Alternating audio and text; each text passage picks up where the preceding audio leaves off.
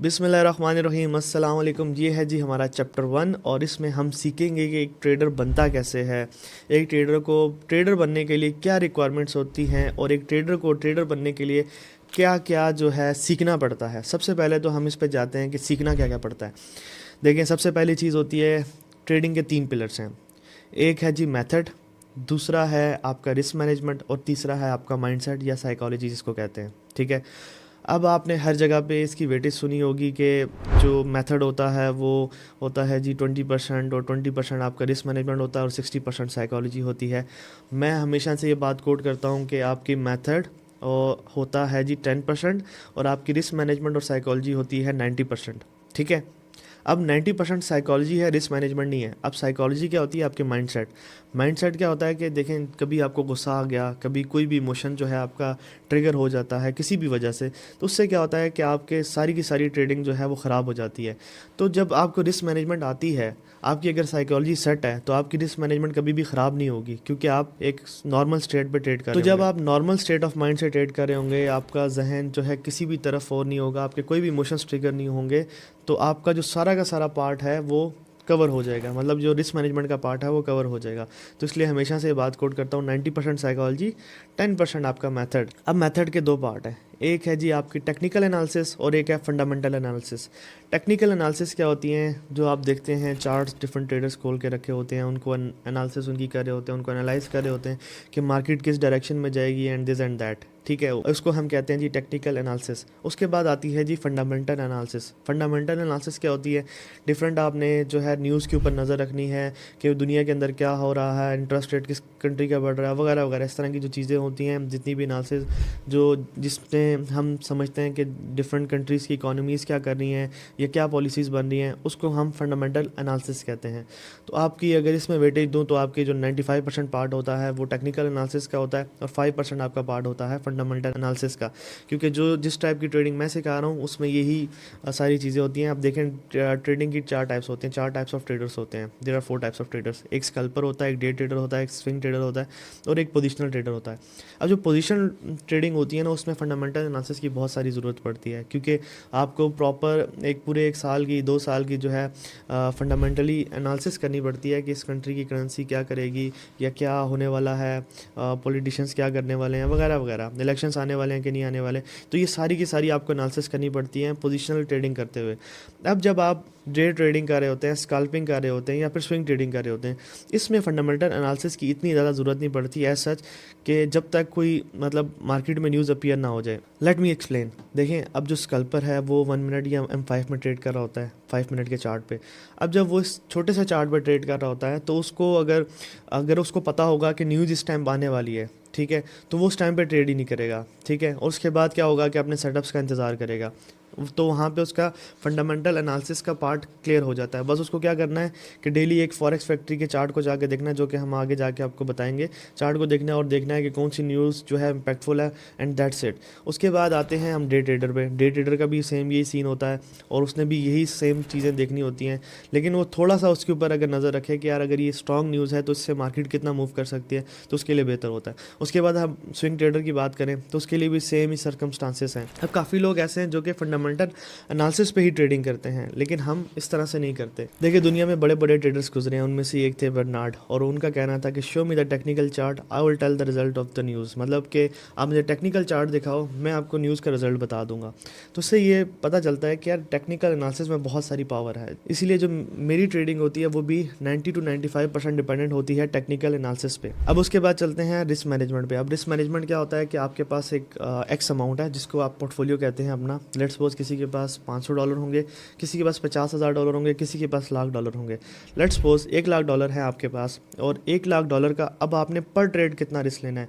मतलब आप जितनी भी ट्रेड्स लेंगे उसमें पर ट्रेड आप देखना है एवरेज पे आप एक ट्रेड में कितना रिस्क ले रहे हैं। अब जो क्राइटेरिया होता है अपने पोर्टफोलियो को बचाने का, उसमें यह है कि आप 1 से 2% पर ट्रेड रिस्क लें। ठीक है, मतलब ये कि $1,00,000 का अकाउंट है तो आप 1,000 या $2,000 पर ट्रेड रिस्क लें। तो ये एक मतलब समझ लें कि क्राइटेरिया होता है। अब डिफरेंट लोग डिफरेंट डिफरेंट स्ट्रैटेजीज़ यूज़ करते हैं। जिन लोगों के पास ज़्यादा एक्सपीरियंस आ जाता है तो 5% 10% भी रिस्क लेते हैं और वो लॉन्ग टर्म ट्रेडिंग भी करते हैं। तो वो एक डिफरेंट जो है ट्रेडिंग स्टाइल होता है हर किसी का।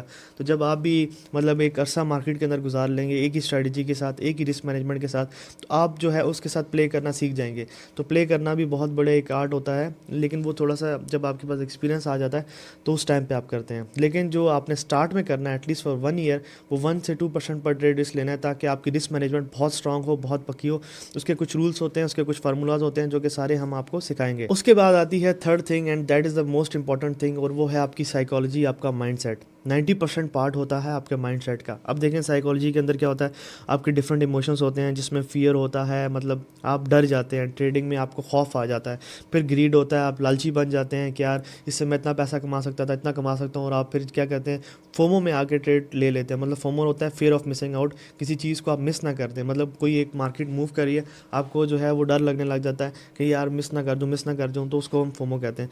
तो ये डिफरेंट इमोशंस होते हैं फोमो। फिर उसके बाद पेन का जो है एक इमोशन होता है कि आप पैनिक हो जाते हैं। फिर प्लेयर होता है कि आप बहुत ज़्यादा प्लेयर में भी आ जाए तो वो भी अच्छा नहीं होता। तो डिफरेंट काइंड्स ऑफ इमोशंस होते हैं जिसकी वजह से जो कि आपकी साइकोलॉजी बनाते हैं। डिफरेंट काइंड्स ऑफ इमोशन मिलकर आपकी साइकोलॉजी बनाते हैं और आपकी ट्रेडिंग में इन्फ्लुएंस रखते हैं। उसकी वजह से आपकी ट्रेडिंग डिस्टर्ब हो सकती है अगर आप उसको टाइमली मैनेज ना करें। अब पाकिस्तान के अंदर हम बात करें ट्रेडिंग के अंदर तो 99.5% जो है ट्रेडर्स लूज़र हैं।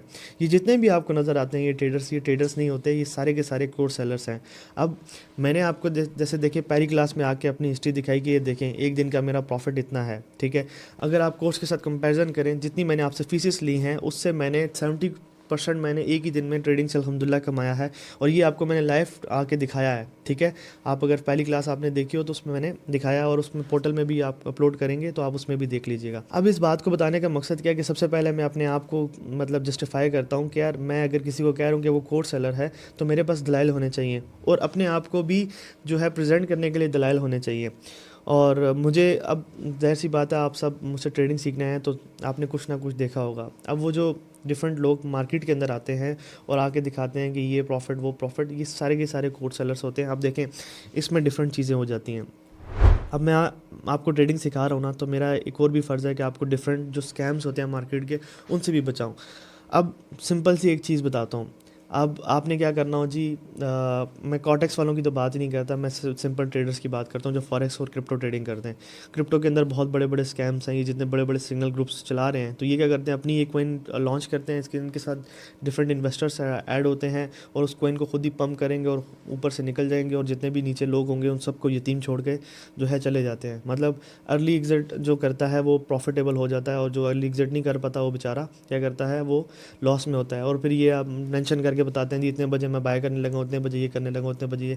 उस टाइम पे क्या होता है कि ज़्यादा सारा पैसा कोइन के अंदर डालते हैं, पंप करते हैं, और उसके बाद जो है अपना पैसा निकालते हैं तो कोइन डंप हो जाता है। तो ये सिंपल सी जो है इनकी टेक्निक होती है, और इससे ये बहुत सारा पैसा कमा रहे हैं कोइन की पंप और डंप से भी, और अपने सिग्नल्स बेच के भी। दूसरी चीज़ अगर फॉरेक्स वालों की बात करूँ तो देखें फॉरेक्स मार्केट के अंदर थोड़ा बहुत प्रॉफिट तो हर किसी को हो जाता है। आप ये चीज़ देखें कि प्रॉफिट दिखाने वालों की तादाद बहुत ज़्यादा होगी, लेकिन 6 महीने हिस्ट्री दिखाने वाले की जब बात आती है तो वो बहुत कम होती है।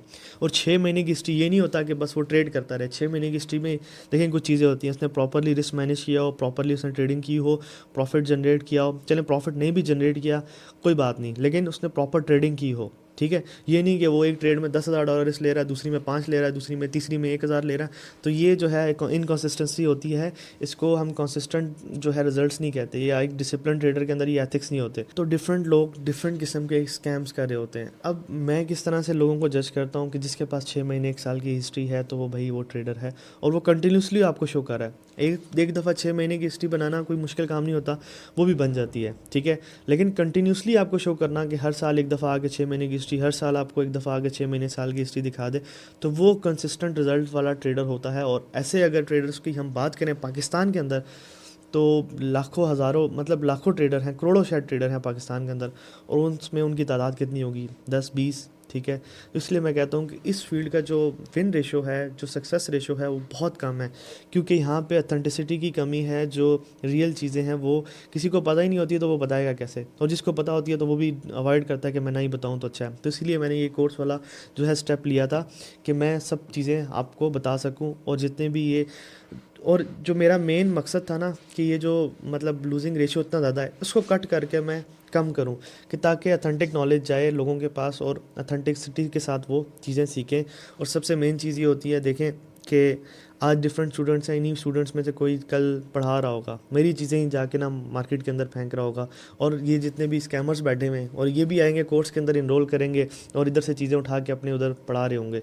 मुझे पता है ये सारा कुछ होने वाला है, लेकिन उससे ये है कि चलो एक चीज़ तो बेहतर होगी ना, कि जो ये नॉलेज गलत दे रहे थे लोगों को वो तो जाके सही देंगे ना। तो ये जो बुलाने बुसलाने वाली बातें करते रहते हैं आपके साथ, तो ये ख़त्म होगी। खैर, ये एक बहुत लंबा टॉपिक है, तो आपको पता होना चाहिए कि डिफरेंट स्कैम्स किस तरह से मार्केट के अंदर होते हैं, ताकि इन फ्यूचर भी आप उन स्कैम से बच सकें। तो क्लास लंबी हो रही है, इसको एंड करते हैं कि आपने 3 चीज़ें सीखनी है वो हम आपको सिखाएंगे, जिसमें एक मेथड हो गया, टेक्निकल फंडामेंटल एनालिसिस, उसके बाद आपकी रिस्क मैनेजमेंट, आपकी साइकोलॉजी। जो मेन जो चीज़ें सीखने वाले हैं आप इस कोर्स के अंदर, वो यही चीज़ें होंगी। और इंशाल्लाह हम आपको ऐसी चीज़ें सिखाएंगे कि आपको मज़ा आएगा इंशाल्लाह।